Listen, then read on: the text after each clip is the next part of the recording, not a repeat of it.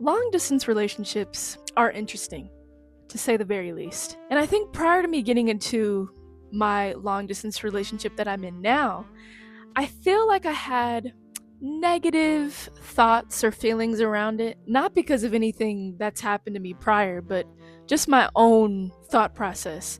Especially since if you're anything or if you're anyone like me, I need to physically be around my partner. Of course, not all the time, not 24/7, but physically being around my partner is something that I need in a relationship. And so I guess I thought that since I am that way, there's no way that I could see myself in a long distance relationship. Like, no way in hell. That was until I met my wonderful girlfriend that I'm with. We weren't always long distance, but sometimes life happens. You have to move away, whether it be for a job, circumstance, whatever your circumstance might be. So, with all this being said, I thought it would be kind of fun. Also, this episode was actually her idea, so shout out to her. I thought it would be fun to sit down and talk about some of the lessons that I have learned whilst being in a long distance relationship and some of the lessons that I'm still learning. In fact, half if not all of these things that I have on my list, I'm still trying to get acclimated to and still learning. So, yeah, maybe you can relate, maybe you're in a long distance relationship like myself, or maybe not, maybe you just want to listen. Either one is fine. So, if you haven't already, please sit back, get whatever you need to unwind. This is off the clock. I don't have Duncan with me today, but I do have a bottle of water. So that's just gonna have to suffice for now. All right, with that being said, let's get into the episode. So, as I stated in my last episode, again, I try to be as unscripted as I possibly can, but I do like to keep notes on my phone or whether it be like a notepad that I have. That way, I'm just not rambling all over the damn place. So, if you see me looking down or whatever, that's why. So, again, we're going to be talking about 5 things. And so, to start off with number one, and this is something that I am still trying to learn how to do. I would say my girlfriend is better at it than I am, but that is staying connected even though you're apart. And what I mean by this is, again, if you're someone like me where you feel that connection when you're physically with your partner, I think some of the things that I'm going to list here might help you. So, one of the things that you could do, and again, I had never heard of anything like this because this is my first long distance relationship, but one of the things that you can do is a virtual date. Now, this might sound a little bit weird because it's like, how can you feel connected? You're virtually talking to one another. But bear with me here because there's actually a lot of ways that you can kind of make this spicy, fun for the two of you, the three of you, whatever relationship that you're in. You can make it fun and engaging.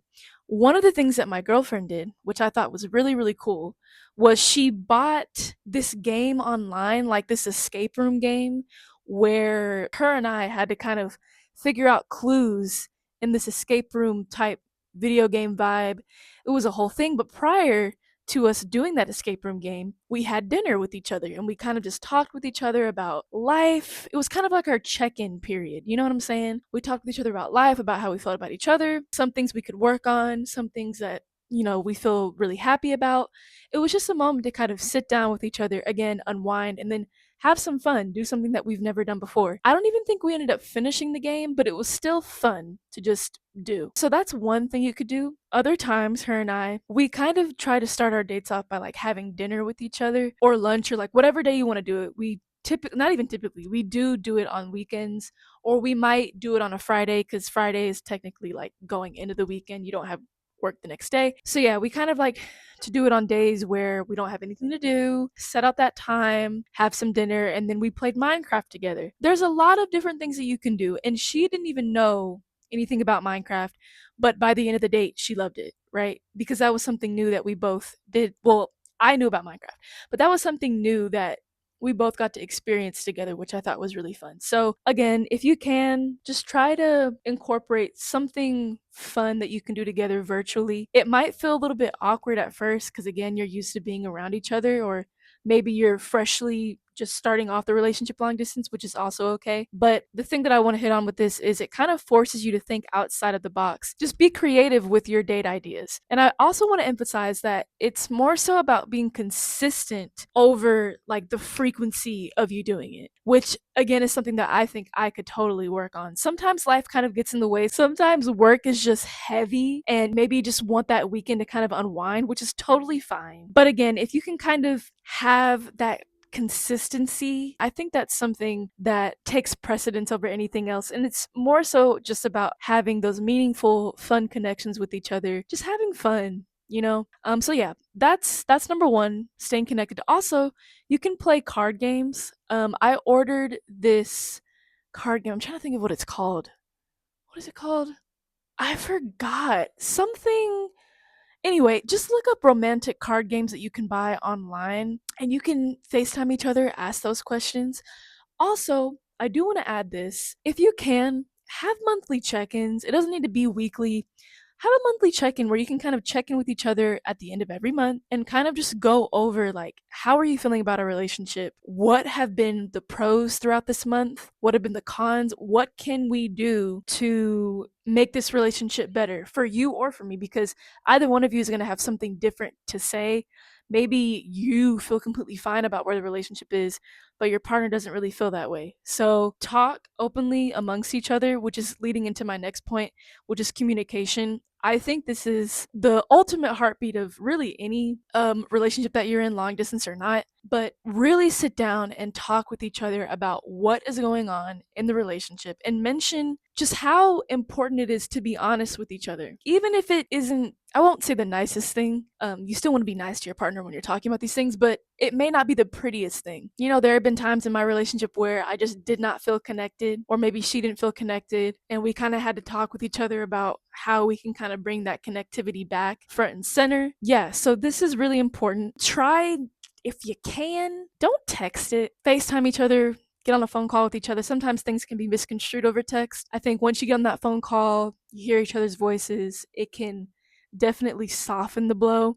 And I think this is also really nice because sometimes when you're having, I'm not saying you can always avoid these situations, but sometimes when you're having discussions in person, it can feel very intense and you can read each other's facial expressions.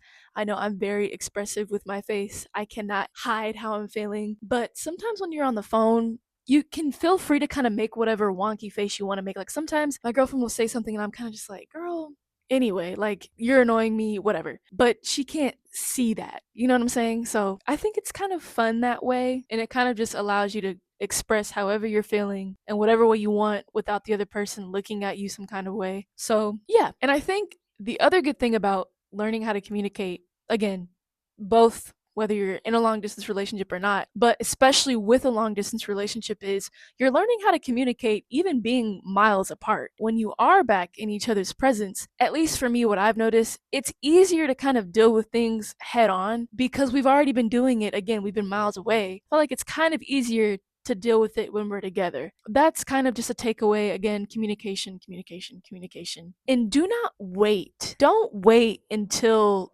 even like a week later or weeks later or months later to bring up something that's bothering you. Bring it up, if not right then and there, maybe like an hour or two when you've kind of had the chance to cool down or kind of think it through, but don't ponder too much on a situation because number one, I mean, this is my pet peeve. I don't like it when, not even just with my girlfriend, but just people in general will bring stuff up to me later on down the line. I've already forgotten about either what I've done or what the situation was. Bring it up right then and there. Don't let it fester because subconsciously it will fester and you might start treating your partner differently, not really understanding that, oh, wait a minute, I'm actually mad about something that happened weeks ago. You know what I'm saying? So don't do that. Address it head on. And again, I think those monthly check ins can also really help with that as well. Okay, now this is something that I really actually enjoy about being in a long distance relationship. And this leads me to point number three, which is the pros of kind of the space and the distance that you get. I know this is kind of, I don't even know if this is unpopular. Well, I don't want to say unpopular. I know this might be contradictory to what I mentioned about like being someone who likes to be physically around my partner, but hear me out because while I did have that notion in my mind, and I still do. I love being physically around my girlfriend. But there's something beautiful about visiting your partner. Like, for example, my partner and I, we visit each other once a month. And I also want to say, I completely understand, again, everyone's situation is different. So I understand if it's not in the budget or just even the circumstance for you to visit your partner as frequently as maybe I do or other people do. Again, take this with a grain of salt, right? Like everyone's relationship is different. Some people live maybe 3 hours away, driving distance. Some people live 8 hours away, driving distance, whatever the distance may be. I understand, especially the circumstance. Flights are not fucking cheap, especially depending on where you are. So I don't want to sound ignorant to that situation or those circumstances. But for me, like I said, I go to Ohio. She lives in Ohio. And I kind of get to be a part of her world, this new world that she is also still learning because she's not from Ohio. I get to explore the town with her. We get to have a good time together. We get to laugh. We get to chill. We get to be lovey dovey, all the things. And then I get to kind of, well, I'm there for like 3 or 4 days. And then I get to come back to my own space, come back to my own life, and kind of enjoy my alone time in a way. I think what this has taught not just myself but also her is you're able to grow individually in a way that maybe I won't say you can't per se, but I do believe that it can be harder to do so if you are always up under one another. And you don't necessarily have to be in a long distance relationship to have that distance. I completely understand that. But again, speaking from my situation, I do think it's kind of pushed us in a way to grow ourselves individually and to appreciate the time that we get, not just with each other, but alone. You know what I'm saying? You need that. You need time to recharge, to come back together. And it also gives you a chance, again, if you are able to visit your partner, depending on your situation, it gives you a chance to kind of be excited to go where they are. You know what I'm saying? Kind of explore the town that they're in. And then, like I said, come back to wherever home might be for you. And I think that when you do grow individually, you're able to bring a lot more to the table when you all reunite together, right? I mean, there's so much that can happen over the next couple of weeks when you're able to see your partner again, or the next couple of days, or however long that period is when you don't see each other. You can talk about literally everything that has happened throughout the time frame.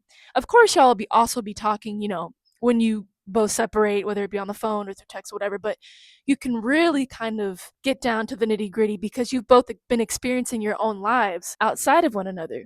So yeah, I think it's a reminder to the two of you, or whatever kind of relationship that you're in, that okay, not only am I me separately, I'm Miguel, I'm my own person, my girlfriend is her own person, but we also share a world together, which I think is really beautiful. So that's number, I think this was number 3. That's number 3. So number 4, and I kind of jumped the gun here, but I do want to acknowledge that everyone's long distance relationship is different. You might have different time zones, different countries. So yeah, I understand that everything is different, but I did just want to make that my separate point number 4. And yeah, let's move on to the last and final point, which is point number 5, which is the reunion. I feel like being apart, and I guess this goes to like the space part again, but when you're away from your partner for so long and you finally reunite, it just feels so special. You feel so warm and fuzzy inside. And I do also want to hit on this as well.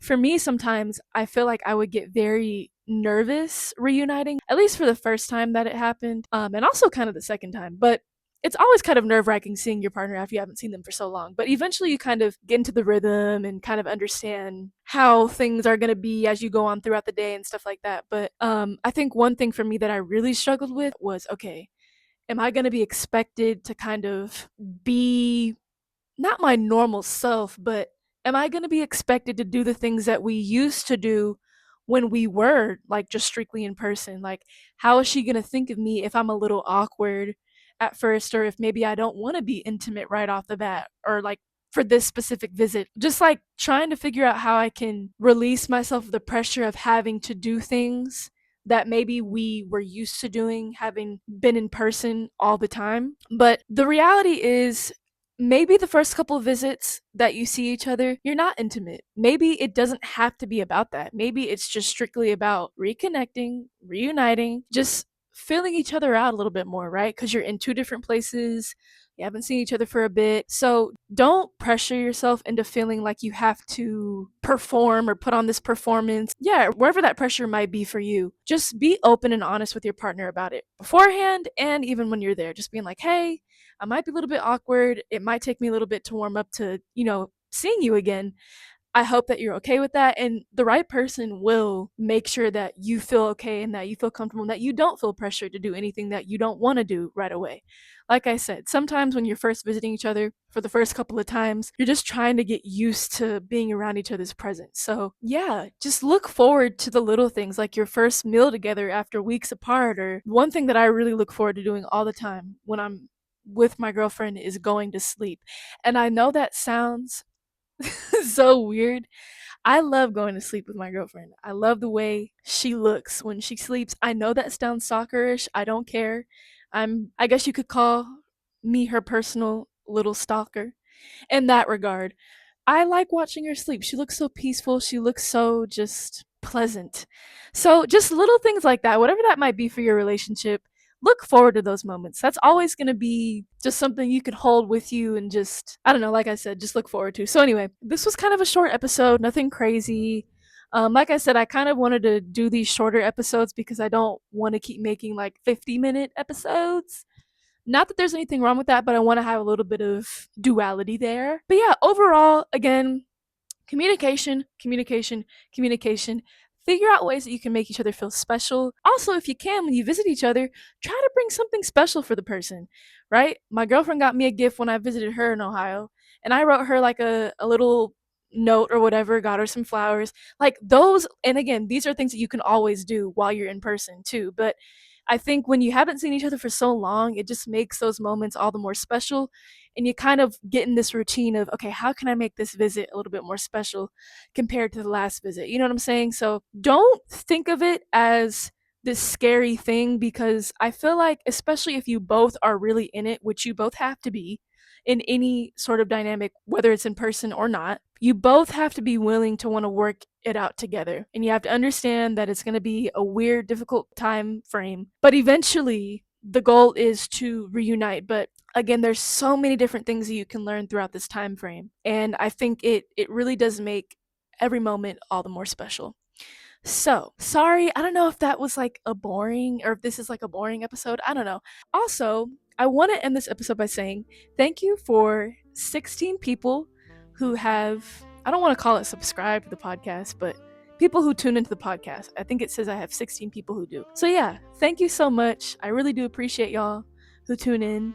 This is all new to me, but I feel like I didn't even think one person would want to listen. So the fact that 16 people, maybe not consistently all the time, but regardless, any of you choose to listen, I think is a really big thing. And I really do appreciate y'all a lot. So yeah, again, you can listen to me on Spotify, but if not on Spotify, you can also listen to me on Apple Podcasts and on YouTube as well. I post videos on there. I'm still trying to figure out how I can get my link in the description. Yeah, that's a whole separate thing. But yeah, with all that being said, I hope you all enjoyed this video. If you want me to talk about anything else, please let me know. Okay, love you all, and I will see you all in the next episode.